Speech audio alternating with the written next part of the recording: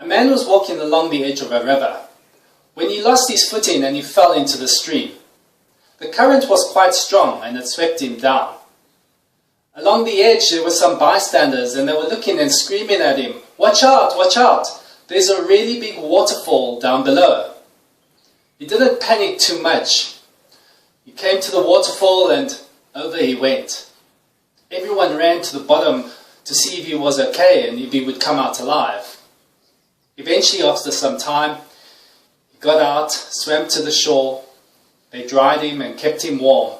And then they asked him, "How did you survive?" After a while, he started to think and he said, "Well, you see, I accommodated myself to the water, not the water to me.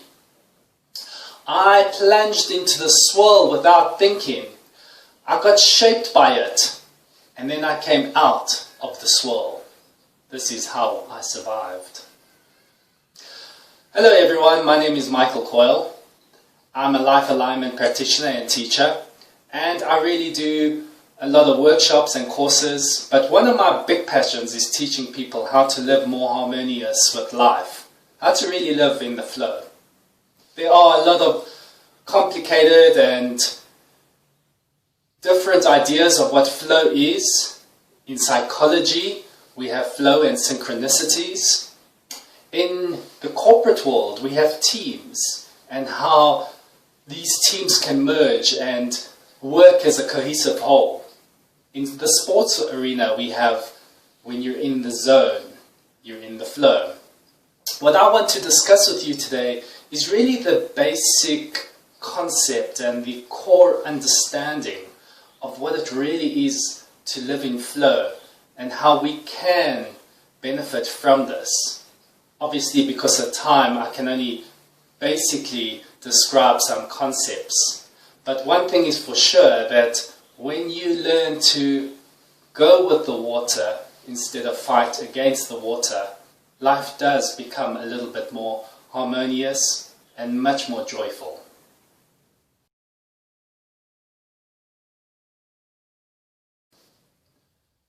Well, what is living in flow?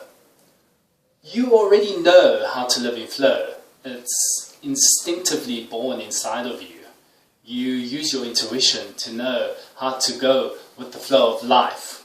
You are always connected. You're connected to Source, to consciousness, to the greater spirit, to Tao, to God, to the universe, whatever you want to call it. But when you are connected, there is this deep sense of harmony. There's this deep sense of inner peace and joy. When you're not connected, there is a lot of fear. There's a lot of doubt. And you begin to doubt, especially yourself. There's almost an inner conflict. I wrote some ideas of when you know that you're against the flow and when you know that you're in the flow. Against the flow, there's a lot of struggle, there's a lot of effort. There's a tense feeling and you're always in a hurry. You're always busy, busy, busy. There's a fear, anxiety, shame and guilt. A lot of self-pity comes with going against the flow. You feel lonely and disconnected, always exhausted, too much thinking of the past or too much daydreaming about the future. A constant feeling of being trapped in life. When you go with the flow and you start to understand this art, you'll start to see that you'll feel a lot more fulfilled.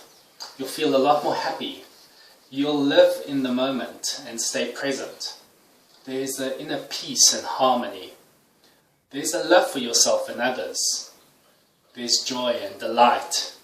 You become more creative and more productive. You are energized by life. There's clarity. You enjoy silence and solitude. There's a sense of gratitude, and it's like you radiate this love and joy to others. I suppose life is like a river. It gets born at the top of a mountain, and then it starts to find its way down to the ocean. And along the way it encounters obstacles and challenges. Sometimes it gets sidetracked and stagnant, but eventually it gets to the ocean. And before it merges with the ocean, there's always this moment of hesitation, because what will it be like? And eventually the river becomes one with the ocean, and then it realizes that it and the ocean are the same. They're both water. And that is us, just like our life. We are born, and then through life we encounter obstacles, we encounter challenges. Sometimes we get stuck, sometimes we get stagnant. It's part of the journey, and so we carry on until we get to the stream of consciousness. And then this big ocean, which is this consciousness, we hesitate for a moment to join. And when we finally join with this consciousness, we realize that we are the same, we are it. I kind of began noticing how this flow works in my life by the work I do. I was organizing workshops and teaching training sessions, and whenever I kind of like forced the class to happen, then something always pear-shaped happened. But when someone asked me to do a workshop or when my next training was going to be, there was this interest from them. They got excited about it. And then I would organize the training, and it worked out so much better. They got more value and I felt a lot more fulfilled. And that was kind of strange, and I realized, wow, when I force it and make it happen, then something always didn't feel right. But when I allowed it to happen and people started to ask me, then things got a lot better. And I found this balance. And I'll tell you about the balance in how I work with life right now a little bit later on. But I just want to cover a little bit of the misconceptions about what it is that people think going with the flow is all about.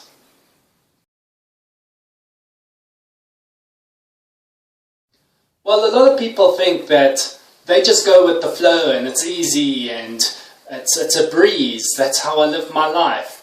But consciously going with the flow can be a little bit more tricky than that. There are just certain things that you encounter. There's obstacles that come along the way. There's challenges that you have to meet. Things don't always go your way. You really have to give up on certain things. There's a letting go that needs to happen. You have to be present in the moment, and you can't let the time influence you. And there is a lot of fear and there's a lot of doubt that creep in. You also can't do things like force things to happen. You can't really compete with other people because that's pointless. You can't hold on to things, people, situations, events.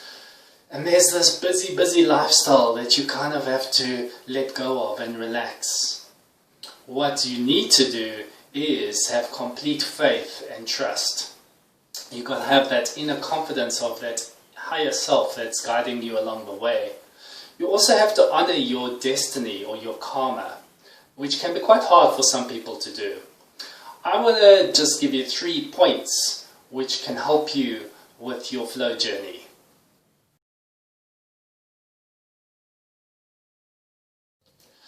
My first point would be to know or feel that you are connected or that you are in alignment with the greater good. You can call it source, consciousness, great spirit, Tao, God. When you know or feel that you're connected and that you are in alignment, it makes living in flow so much easier. A lot of people do this in different ways, through prayer, through meditation, through silence, through just being present. Some go and seek healers or anyone that can help them to get back to that core sense of peace and security that you feel once you are connected. For me, what really works is almost like a silence where if you sit in meditation, you have a thought and you dismiss that thought. And before another thought comes up, there is a silence. And then you dismiss the next thought, and there's that silence. And if you can learn to make that silence longer and stretch it out, and you sink into that silence and become that silence, then you kind of realize that there's a lot of power there. It's not just nothing, that there's something there. There's a consciousness that you are part of. And I try to do that in my life, because when I can get or tap into that sense of silence, that's when I have a deep sense of peace. I have a deep sense of security and safety. There's a clarity. I don't have to force. And that's when the real magic happens. And what happens when you get into that space, you get into a kind of sense of being. There's a presence. You just radiate that presence. And that's when life comes towards you. You don't have to go out and force it or make it happen. It will come towards you. And that is when you can take purposeful action. That just sense of being is not when you're lazy or stagnant. That's got nothing to do with it. It means that now that life is coming towards me, I can interact with it from being present and just staying there. And it's a beautiful art to master, just living in the present and being connected and letting life come towards you and then going with that flow. My second point is letting go.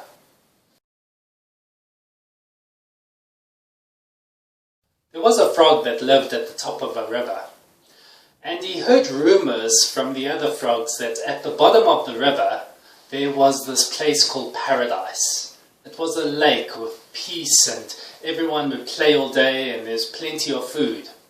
But in order to get there, it was quite a journey all the way down the river. After a lot of contemplation, the frog decided that he was going to take this journey. He was going to find his way to paradise. And off he went. He set sail, jumped from rock to rock, rock to rock. And eventually, the stream of the river got a bit stronger. He got a bit worried. And then it got stronger and stronger. And then eventually it got so strong that he had to hold on to a rock for dear life. He thought he was going to die. And he held on for a very long time until one of his friends came past, who seemed to be enjoying the journey down. And he just said, "Let go of the rock. Let go. Let the river take you down." But he couldn't. He just held on for dear life. And eventually he was tired, exhausted. He decided to just let go. Just relax.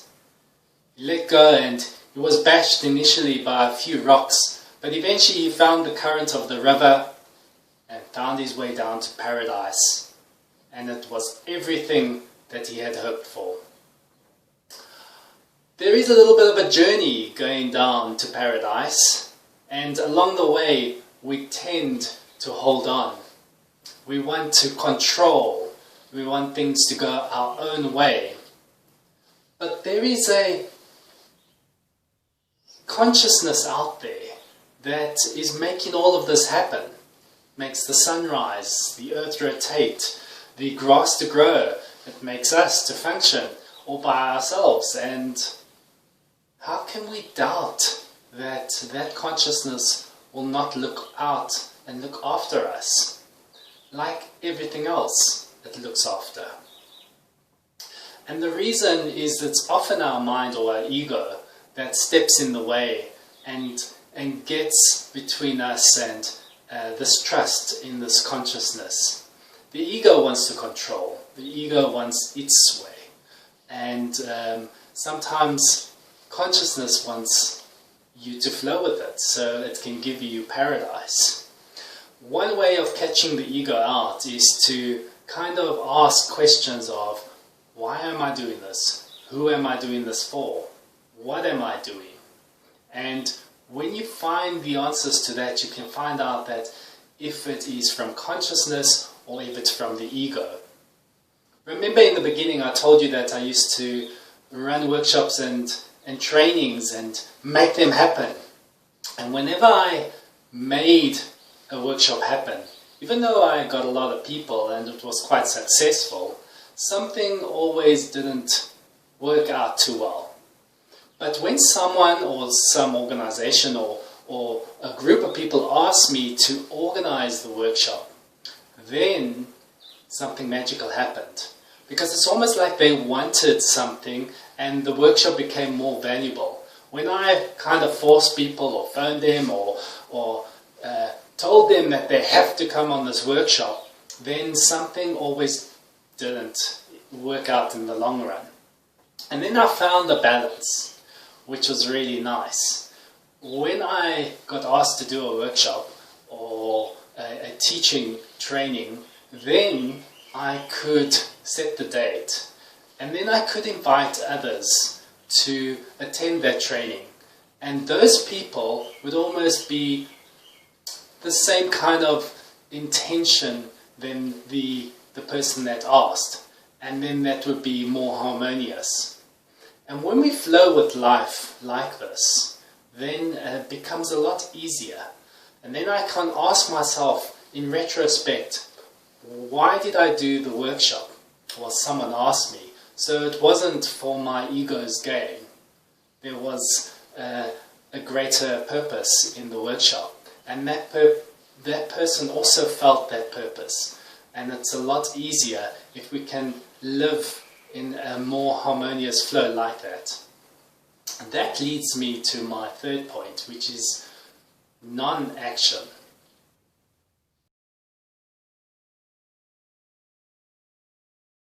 The Taoists call it Wu Wei.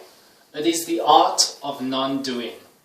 It's the practice of allowing things to come to you instead of you going out and forcing it to happen. We all know stories of, let's say, a baker who really loves to bake cookies. And eventually their family and their friends all want their cookies, so they bake for them. And then suddenly some other people want, and they place orders. And from there this whole business comes alive. And it becomes so busy that they have to quit their jobs and spend all their time baking cookies. And eventually this turns into a store that they open, and it becomes really successful because they make really good cookies.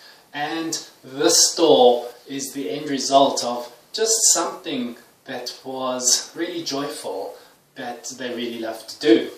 And that is the art of going with the flow. You see, the baker did not start with wanting a big massive cookie shop right in the beginning. All the baker needed to do was find joy in making cookies. And that's the art of living in flow. It's not about being lazy or about doing nothing. It's about taking appropriate action in the moment by staying present and doing what comes your way. There's no forcing, there's no pushing, there's no competing. And in order for you to get into that space, you need to trust the process. You need to trust what comes your way and just do what makes you joyful and happy in that moment. The universe or the consciousness will assist you by bringing everything towards you, as long as you stay present and connected. Are you able to do that? Are you able to just be in that space of being present and connected to life and just flowing beautifully with life and not doing and forcing things to happen? So this is the practice, this is the art of living in flow. And I've got some tips on how you can strengthen that flow in your life and how you can align a little bit more easier.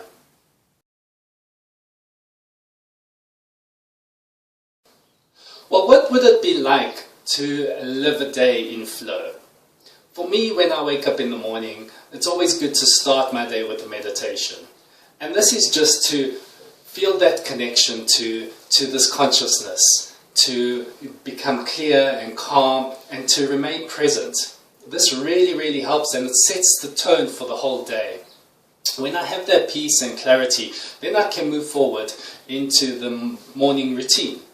and that is washing, getting dressed, cleaning the house, having breakfast, sometimes in a rush and sometimes very slow. But the difference is to do each of these things with complete awareness. When I'm eating, and being aware of what it is I'm taking into my body, being aware of my thoughts, am I being there, present? And this really, really helps to remain calm and peaceful.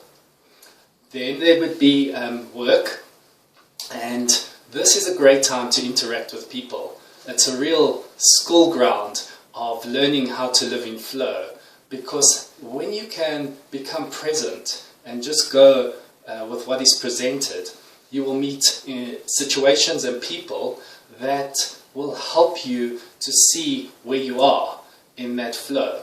Are you forcing things to happen, or are things coming towards you? When you are present, you are listening to people. And when you are listening to them, you can get opportunities and you can hear exactly what they're trying to say. So that really helps see what the universe is bringing towards you. If you're forcing things and you're telling people what to do all the time when it's not your place to, then that creates a lot of resistance. If you are the ideas person and you really need to come up with ideas, then if they are generally accepted, then that's a good way that you know that you're in flow. If there's a lot of resistance to an idea, it might be a good idea to go back and rethink it and redesign it and tweak it a bit so that it's presented in a different way. Because when people approve of something, then you know that you're moving along with it, and it's quite a nice feeling to be in that flow. Lunch, once again, is to become aware of what it is you're doing. Also to take some time out during your working day. And after lunch you might feel a bit heavy if you had a heavy meal, and it might be a good idea to have a walk or just relax for a moment, just to allow yourself to come back to that center and get some grounding. Once your day is finished, it's time to go home and spend some time with the family. Once again, being present, being there, interacting, listening, and just seeing what comes up as they interact with you. Dinner time is a great way to spend with family, to really connect on a different level. After that, you might go out, see some friends, relax, or some time to do another meditation if you're not too tired. And there's 101 things to do to interact with life on many levels in the evening. And just before going to bed is a really powerful time as well, because that's the time when you can focus on that inner stillness. And the more you can focus on that and you connect to that silence, the worries and the thoughts that constantly plague you just before bed seems to quiet down a bit. And if you can just focus on trying to stay connected, then it really helps with calming down and feeling a deep sense of gratitude for your day. Obviously, things are going to change. Things are going to interrupt your flow. There's going to be challenges and obstacles to overcome, which is exciting, which is a wonderful way to learn how to navigate this journey of life and how to really get into the flow of things. And the idea and the concept is to always be aware of what my intention is, what my ego is forcing and pushing on me, as opposed to how I can interact with people and life in a much more easier and more harmonious way. And when I find that I do that, it just really creates a beautiful day for me. And I hope this can inspire you to maybe go and investigate ways in how you can have that ideal flow day.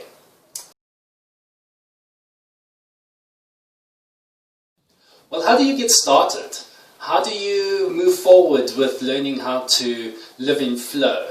And for me, the most important thing I think is to reconnect with that inner part of you, with yourself. with the higher consciousness, with God, Tao, and just re-establish that connection if you feel that you are disconnected, because you never are.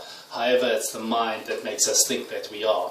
And the best way to do this is obviously through meditation, through prayer, to go to temple, church, speaking to someone who can help you with this. Whatever comes your way is also a nice way to see how you can reconnect with the spirit. The second is to watch the rise of the ego. Watch the rise of the mind, to watch our intentions. Maybe get a journal if you want, to be like writing, or just to become aware of what is going on inside. Ask those questions. What am I doing this for? Why am I doing this? And who am I doing this for? And see what the answers to those questions are. That brings a sense of awareness to everything that you do and everything that's going on. Internally, you'll notice when you're on the right track. Your intuition will nudge you. You'll just feel something's not right, something's a bit miss, and that'll be your guide. And having a journal of this could be a great idea to map that journey along with you. And the third is obviously to trust yourself, to trust the process, to trust the consciousness, and know that you're on track. Trust is such an important part, and you've got to give yourself also some time to adjust to living in flow, because you're so used to getting out and doing and making it happen, and now we need to be still, we need to be present, we need to allow things to come towards us, and then we move with that. We move with the energy that brings. So it's a little bit of a different way of living, a little bit of a different way of thinking, and it does take some time to assimilate and understand.